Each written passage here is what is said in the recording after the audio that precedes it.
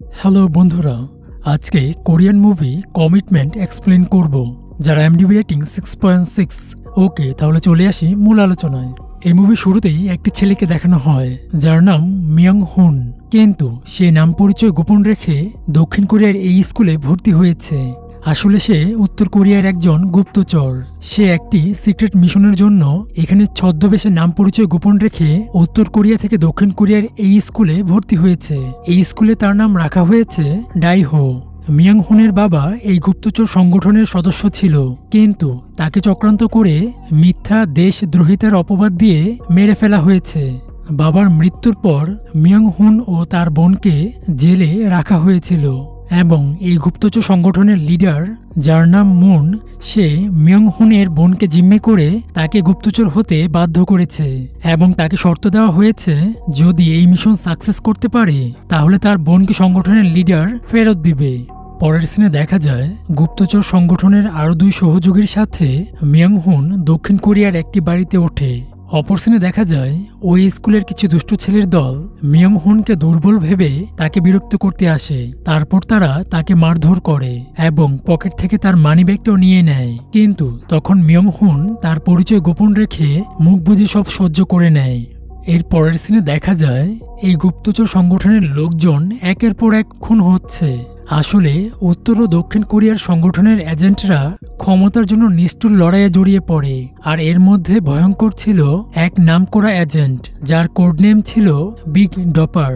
এই বিগ ডিপার উত্তর কোরিয়ার এজেন্টদের একের পর এক মারতেছে। এই সিনে দেখা যায় মিয়ং হুন স্কুলে ক্লাস করছিল, তখন স্যার এসে বলল আজ তোমরা ক্লাসরুম পরিষ্কার করবে। তখন দুষ্ট ছেলের দলগুলো সেখান থেকে চলে যায় এবং মিয়ং হুন ও তার পাশে থাকা মেয়েটা, যার নাম লি হাইন, তখন তারা দুজন ক্লাসরুম পরিষ্কার করে। পরের সিনে দেখা যায় মিয়ং হুন বাড়িতে এসে দেখে একটা পার্সেল এসেছে, তার মধ্যে একটা মোবাইল ও কিছু ছবি পেয়েছে, আর এগুলো সংগঠনের লিডার, যার নাম মুন, সে পাঠিয়েছে এবং বলেছে বিগ ডিপারকে খুন করতে, কারণ বিগ ডিপার এই সংগঠনের অনেক মানুষকে খুন করছে। তখন মিয়ং হুন বেরিয়ে পড়ে বিগ ডিপারকে খুঁজতে। এক গোপন সংবাদের মাধ্যমে বিগ ডিপারের এক সহযোগীকে খুঁজে বের করে এবং তাকে জিজ্ঞেস করে বিগ ডিপার কোথায়, কিন্তু সে কিছুই বলতে চায় না। তখন মারামারির এক পর্যায়ে সেই লোকটা মারা যায়। তার পরের সিনে দেখা যায় লি হাইয়েন মেয়েটিকে দুষ্ট ছেলে মেয়েদের দল ক্লাসে বিরক্ত করছে। তখন তা দেখে মিয়ং হুন সেখানে আসে, কিন্তু সে চুপ থাকে, চাইলেও সে কিছুই করতে পারে না। যদি কিছু করতে যায় তাহলে তার পরিচয় প্রকাশ হয়ে যাবে, তাই সে চুপ ছিল। স্কুল শেষ হওয়ার পর রাতে মিয়ং হুন বিগ ডিপারের আরও একজন সহযোগী সন্ধান পায় এবং তাকে ভয় দেখিয়ে তার কাছ থেকে বিগ ডিপারের গাড়ির নাম্বার নেয়। তখন সে খুঁজে বের করে সেই গাড়ির নাম্বার এবং দূরে বসে থাকে। ঠিক তখনই বিগ ডিপার সেখানে এসে গাড়ি নিয়ে বের হয়ে যায়। তখন মিয়ং হুন তার পিছু নেয় এবং রাস্তায় যখন ট্রাফিক সিগন্যাল পড়ে ঠিক তখনই মিয়ং হুন বিগ ডিপারের উপর হামলা করে, কিন্তু বিগ ডিপার তো খুব চালাক ও একজন অভিজ্ঞ এজেন্ট, সে ঘটনা বুঝতে পেরে সেখান থেকে গাড়ি নিয়ে পালিয়ে যায়। তখন মিয়ং হুন গাড়ির চাকায় গুলি করে এবং গাড়িটি নিয়ন্ত্রণ হারিয়ে ফেলে। তখন মিয়ং হুন ডিপারকে শেষ করে দিতে সামনে এগিয়ে যেতেই দেখলো পাশে থাকা একটি স্কুল বাসে ছেলেগুলো ভিডিও করতেছে, তাই সে শত্রুকে হাতের কাছে পেয়েও ছেড়ে চলে আসে, কারণ এখন কিছু করলে তার পরিচয় ফাঁস হয়ে যাবে। তাই সে বিগ ডিপারকে ছেড়ে দেয় এবং সেখান থেকে চলে আসে। অপরদিকে পুলিশ এখন সিসিটিভির ফুটেজ চেক করতেছে মিয়ং হুন ও ডিপারকে ধরার জন্য। অন্য সিনে দেখা যায় স্কুলে বসে মিয়ং হুন তার বাবা ও বোনের সাথে থাকা একটা ছবি দেখতেছে। ঠিক তখনই দুষ্ট ছেলের দলগুলি লি হাইয়েন মেয়েটিকে ধরে নিয়ে যাচ্ছে এবং তারা তার কাছে থাকা টাকাগুলি নিয়ে যাচ্ছে এবং তাকে বিরক্ত করতেছে। ঠিক তখন মিয়ং হুন তাদের একটু গণধোলাই দেয়। মিয়ং হুনের হাতে মার খেয়ে তো দুষ্ট ছেলেগুলোর অবস্থা খুবই খারাপ হয়ে যায়।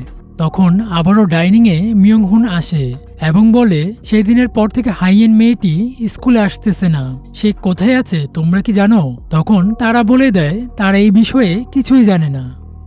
পরের দিন হঠাৎ স্কুল ছুটির সময় লি হাইয়েন মেয়েটি মিয়ং হুনের জন্য ইউনিফর্ম নিয়ে আসে। তখন মিয়ং হুন বলে তুমি স্কুলে কেন আসো না? তখন হাইয়েন মেয়েটি বলে আমি একটা চাকুরি নিয়েছি, তাই স্কুলে আসতেছি না। পরের সিনে দেখা যায় প্রতিশোধের নেশায় পাগল বিগ ডিপার মিয়ং হুনের বাড়ির ঠিকানায় চলে আসে এবং প্রথমে এই মহিলাটিকে মেরে ফেলে এবং উপর গিয়ে তার হাজবেন্ডকেও মেরে লকার থেকে টাকা ও শত কোটি টাকার হীরা নিয়ে বাকি দুইজন চলে আসে। কিন্তু ডিপার সেখানে মিয়ং হুনকে মারার জন্য অপেক্ষা করতে থাকে। ঠিক তখনই মিয়ং হুন বাড়িতে আসে এবং তার কাছে সবকিছু অস্বাভাবিক লাগতে থাকে। তখন সে উপরে গিয়ে দেখতে পায় এই দুইজনকে মেরে ডিপার বসে আছে। তখন তাদের মধ্যে তীব্র মারামারি হয়। এই মারামারির এক পর্যায়ে মিয়ং হুন ডিপারকে মেরে ফেলে এবং এই বাড়ির গ্যাসের লাইনের পাইপ কেটে ওভেনের ভেতর একটি চাকু দিয়ে ইলেকট্রিক শর্টের মাধ্যমে আগুন জ্বালিয়ে সেখান থেকে বের হয়ে যায়। এর পরের সিনে দেখা যায় মিয়ং হুন এই মিশনের অন্যতম সদস্য এই বৃদ্ধ মহিলাটির কাছে আসে এবং একটি সিক্রেট কোড বলে। তখন মহিলাটি বুঝতে পারে মিয়ং হুন উত্তর কোরিয়ার সংগঠনের এজেন্ট। তখন তাকে বসতে বলে। অন্যদিকে পুলিশ খবর পায় মিয়ং হুন ও তার দুই সহযোগী যে বাড়িতে থাকতো সেই বাড়িতে আগুন লেগে গেছে। তখন পুলিশ ঘটনাস্থলে পৌঁছে একটি স্কুল ব্যাচ দেখতে পায়। তখন সেটা নিয়ে তদন্তে নামে। এই সিনে বৃদ্ধ মহিলাটিকে মিয়ং হুনের সাথে মিশন সম্পর্কে কথা বলতে দেখা যায়। তখন মহিলাটিকে মিয়ং হুন তার বাবার ছবিটি দেখায়, কারণ তার বাবাও মৃত্যুর আগে এই মহিলাটির কাছে এসেছিল। এর কয়েকদিন পর হঠাৎই একটা পার্সেল আসে, সেটার ভেতর একটি মোবাইল ছিল। তখন একটা কল আসে আর সেই কলটি ছিল সিক্রেট এজেন্ট লিডার মুন এর। মুন ফোন করে বলে, এটাই তোমার শেষ মিশন। তুমি যদি চুরি হওয়া হীরাগুলো পুনরায় ফিরিয়ে আনতে পারো তাহলে আমি তোমার বোনকে মুক্ত করে দিব। তুমিও এই মিশন থেকে স্বাধীন হয়ে যাবে। তখন সিক্রেট লিডার মুনের নির্দেশ অনুযায়ী মিয়ং হুন চলে আসে হীরাগুলো উদ্ধার করতে। তখন শত্রুরা অন্য গ্যাং লিডারদের সাথে হীরা বিক্রির লেনদেন করছিল। ঠিক তখনই মিয়ং হুন সেখানে চলে আসে এবং একের পর এক হামলা করে। তখন সবাই মরে গেলেও তাদের একজন হীরার বক্সটা নিয়ে পালিয়ে যেতে চেষ্টা করে, কিন্তু মিয়ং হুন তাকে মেরে হীরা নিয়ে চলে আসে। পরের সিনে দেখা যায় মিয়ং হুন খুব খুশি, মিশন এখন শেষ।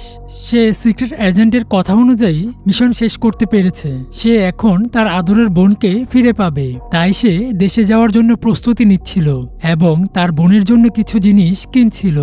তারপর সে প্রথমে বৃদ্ধ মহিলাটির কাছ থেকে বিদায় নেয় এবং পরে তার স্কুল ফ্রেন্ড লি হাইন মেয়েটির কাছ থেকে বিদায় নিয়ে চলে আসে এবং তারপর একজন গুপ্তচরের কাছে আসে।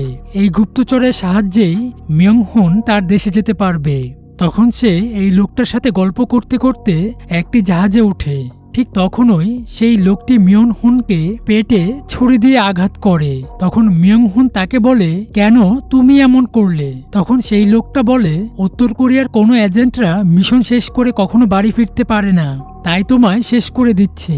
সেই কথা শুনে মিয়ং হুন লোকটিকে মেরে পানিতে ফেলে দেয় এবং আহত অবস্থায় ওই বৃদ্ধ মহিলাটির কাছে যায়। কিন্তু সেখানে গিয়ে দেখে পুলিশ জেনে গেছে বৃদ্ধ মহিলাটি এই গুপ্তচর গ্যাংয়ের সাথে জড়িত।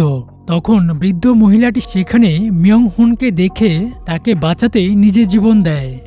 তখন পুলিশ মিয়ং হুনকে দেখে ফেলে এবং পিছু নেয়, কিন্তু মিয়ং হুন সেখান থেকে পালিয়ে যায়। এখন তো সে দেশে ফিরতে পারবে না, আর থাকার মতো তার কাছে আর কোনো জায়গাও নেই। কোনো উপায় দেখতে না পেয়ে একমাত্র বিশ্বাসযোগ্য বন্ধু লি হাইনের বাড়ির দিকে চলে যায়। তখন লি হাইন আহত অবস্থায় মিয়ং হুনকে ছাদে খুঁজে পায়। তখন লি হাইন তার ক্ষত পরিষ্কার করতে সাহায্য করে এবং কিছুক্ষণ পর টিভিতে খবর শুনতে পেয়ে লি হাইন মিয়ং হুন এর প্রকৃত পরিচয় জানতে পারে। তখন মিয়ং হুন একটু সুস্থ হতেই সেখান থেকে চলে যেতে চায়। তখন লি হাইন বলে, পুলিশ তোমাকে খুঁজতেছে, তুমি এখানে থাকলে নিরাপদে থাকতে পারবে।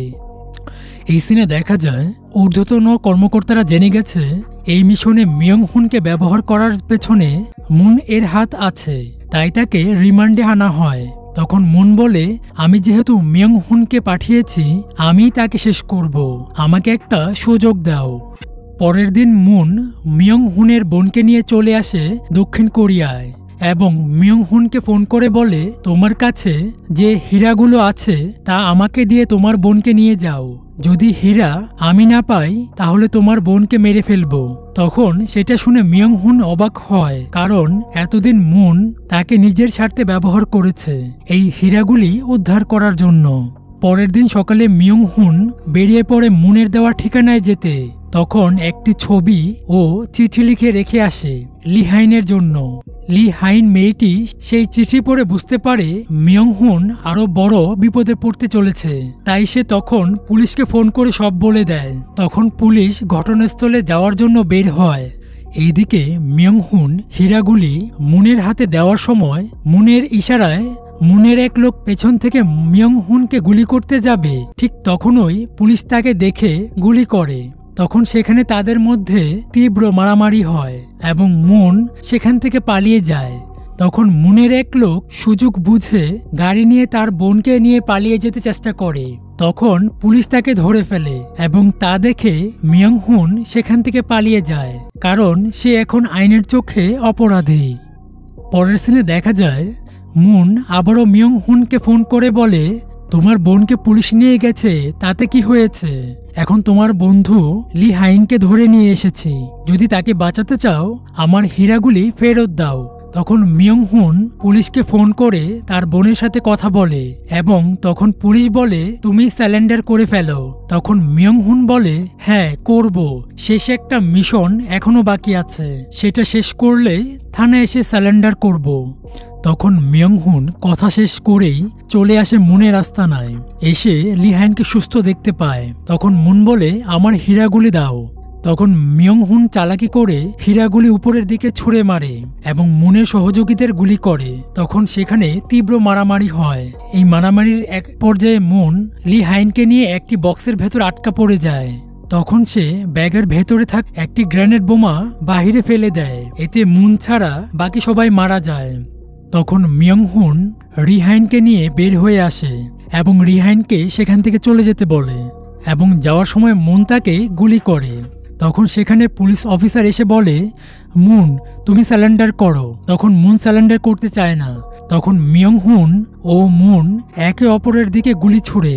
তখন মুন ঘটনাস্থলেই মারা যায় এবং গুরুতর আহত অবস্থায় পুলিশ অফিসার মিয়ং হুনকে গাড়িতে করে হাসপাতালে নেওয়ার সময় রাস্তায় সে মারা যায়। মিয়ং হুনের তার বোনের সাথে আর দেখা হলো না। বোনের জন্য কেনা জিনিসগুলো তার আর দেওয়া হলো না। সে মৃত্যুর আগে রিহাইনকে তার বোনকে দেখে রাখার জন্য অনুরোধ করে গিয়েছিল। আর এই সিনের মধ্য দিয়েই এই মুভিটি সমাপ্ত হয়। আজ বিদায় নিচ্ছি, দেখা হবে অন্য কোনো ভিডিওতে। ততক্ষণ চ্যানেলটি সাবস্ক্রাইব করে পাশেই থাকুন। ধন্যবাদ।